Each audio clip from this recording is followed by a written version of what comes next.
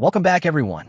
Before we dive in, make sure you drop your thoughts and the lessons you took from this story in the comments. And don't forget to like and subscribe. Let's get into it. My name is Simone.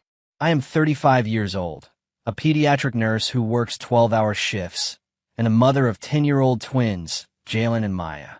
2 years after my divorce, we moved into my parents' house because I needed help with childcare while I rebuilt our life. My relationship with my parents, Loretta and Charles, had always been complicated, but I tried to make the arrangement work. Then my younger brother, Malcolm, and his wife, Danielle, had their baby boy, Carter, and the ground shifted. In the same house where my children were clinging to stability, they became invisible. When my husband, Andre, and I split after 12 years of marriage, I was devastated, not just emotionally, but financially. We had built our life around his salary as a software engineer while I worked part-time to care for the twins. The divorce left me with shared custody, minimal alimony, and the sudden need to work full-time. My parents offered their home as a temporary solution. Just until you get back on your feet, my father said. I was grateful despite our history. Growing up, I was the reliable one, the daughter who followed rules, while Malcolm was the golden child who could do no wrong. I spent 8 years putting myself through nursing school because I loved caring for children. My path was steady and practical. Malcolm dropped out of college, started a tech business my parents funded, and was making six figures by 32. The favoritism was so ingrained it felt like background noise. Jalen and Maya were thriving despite the upheaval. Jalen was a sensitive, meticulous artist. Maya was my athlete and advocate, direct and brave when she sensed unfairness. My parents converted their home office into a bedroom for the twins, and I took the guest room. I paid for groceries, did most of the cooking, and handled the morning rush on my days off. When I worked overnights, my parents helped with drop-offs and pickups. The goal was to save for a place of our own within a year. I took extra shifts and tracked our savings on the bathroom wall so the twins could see our progress. The rental market was steep, but we were determined. Then Malcolm and Danielle had Carter, and my parents' attention lifted off my children like a curtain. They turned the formal dining room into a nursery, even though Malcolm and Danielle had a 4-bedroom house across town. They bought high-end baby gear that would be used only during visits. My mother began canceling plans to help with my kids if Malcolm needed anything. He is new to parenting, she would say. The irony that I had been a single mother for 2 years did not slow her down. I told the twins to be patient. New babies are exciting, and novelty can feel like gravity. The favoritism grew obvious. Carter's gifts were pricier. His photos swallowed the refrigerator. My children were told they resembled their father, as if their connection to me made them ordinary. I tried to balance the scales with park picnics and movie nights. As summer approached, criticism sharpened. My parents second-guessed what I fed the kids, their bedtimes, and their hour of television after school. Malcolm and Danielle floated above reproach, even when they canceled plans or arrived hours late to dinner. By late summer, I calculated that by November I could afford a modest 2-bedroom. 3 more months, I repeated like a prayer. Then Malcolm announced their major home renovation, and my father immediately declared, "You will stay here."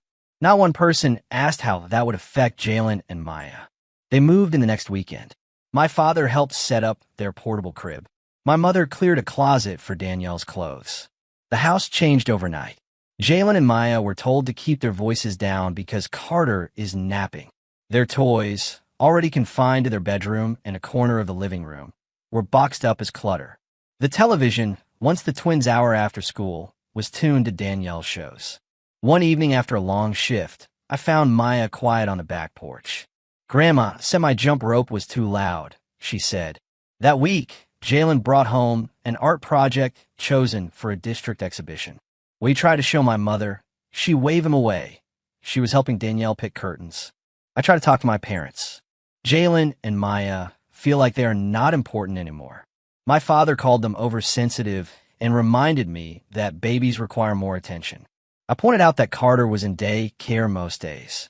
My mother sighed and said, "You have always been jealous of your brother." The word jealous cut the air like glass. Danielle rearranged the kitchen, left laundry in the machine, and dismissed requests for courtesy. Malcolm hosted watch parties without asking. When he told my father their renovation might take longer, my father said, "Stay as long as you need. This is your home, too." No one had ever said that to me. The breaking point came at Sunday dinner. My mother cooked Malcolm's favorites, foods my children did not enjoy. When Jalen asked for something simpler, she scolded him for being ungrateful. Minutes later, Carter threw his plate on the floor, and everyone laughed. The next day, Carter's daycare calendar and photos replaced my children's artwork on the refrigerator. The twins retreated to their small bedroom. A coworker named Monica noticed my stress. "It sounds like your parents treat Malcolm's family as honored guests and you as inconvenient roommates," she said. Hearing it out loud snapped me awake. I called Candace, a realtor friend, and said, "I need to get my kids out." Between shifts, I toured rentals. I found a small 3-bedroom house 10 minutes from the hospital and still in the Twin School District. The rent was high, but possible. I applied, was approved, and signed the lease. I told no one. Then came the high chair, a $400 monument parked in my parents' kitchen the same week my mother complained about the copay for Jalen's asthma medication. "We want Carter to be comfortable," she said. "Jalen needs to breathe," I replied. When Maya practiced her clarinet for band class, Danielle barged in. "Not now. Carter is trying to nap, and I have a work call." It was the exact time Maya's teacher had scheduled a virtual practice. When I suggested a schedule, Danielle said, "My work and Carter's sleep come first." Jalen's teacher emailed to say he seemed withdrawn and his grades had slipped. He admitted he was losing sleep, constantly afraid of doing the wrong thing at home. I took extra shifts for money and to avoid the tension. Everything exploded on a Tuesday. During a packed shift, I saw frantic texts. "Grandpa and Uncle Malcolm are moving our stuff. Grandma says we have to move to the basement. Please come home." I arranged coverage, finished my notes, and drove across town repeating, "Stay calm," even as my hands shook. The twins were red-eyed on the couch when I walked in. "They moved our things to the basement without asking," Maya said. "They said we do not deserve the good rooms. We needed a nursery and a home office," Danielle replied. "The children are older and can adapt," my mother added. I said, "The basement has mold, it is damp and cold, and it barely has a window. Jalen has asthma." My father waved it away. They should be grateful to have a place to stay. I looked at the 4 adults who had decided this without me and felt the last thread of self-doubt snap. I turned to my children. "Pack your bags," I said. "The things that matter most. We will get the rest later." My father sputtered that no one was asking us to leave. "You already did," I answered. Danielle called it a minor disagreement. I asked how she would feel if someone moved her baby to a damp basement without asking. She had no reply. My brother asked where I was going, certain I had nothing saved. "I have been saving since the day I moved in," I said. 3 weeks ago, I signed a lease. The room went quiet. The twins came downstairs with their bags, and we walked past the porch full of confusion, anger, and pleas. I buckled them in and drove away. Monica welcomed us with a guest room and steady kindness. After the twins fell asleep, she said, "I am proud of you. Boundaries are hard." The next morning, I took a personal day. Monica offered to keep the twins while I retrieved our belongings, but I wanted them with me. "We're doing this together," I told them. My father opened the door with a scowl that softened at the sight of my children and hardened when he met my eyes. "We came to get our things," I said. Malcolm and Danielle were out. The twins went upstairs to pack while my parents cycled through accusations and guilt. "We have given you everything," my mother said. "I've been grateful," I replied, "and I contributed money, cooked, and kept the house running. Yesterday, you crossed the line." My father said I was twisting his words. "You told me Carter deserved the best rooms," I said. "Explain how that does not mean my children deserve less." There was no answer. We loaded the car. In the kitchen, my mother's hand shook as she poured coffee. "I do not understand why you are doing this," she whispered. "Because family should feel valued," I said. We spent a few peaceful days at Monica's while I finalized details with the landlord. He let me pick up the keys early, so we could move boxes before the official date. The house was small but bright, with a tiny backyard and bedrooms of our own.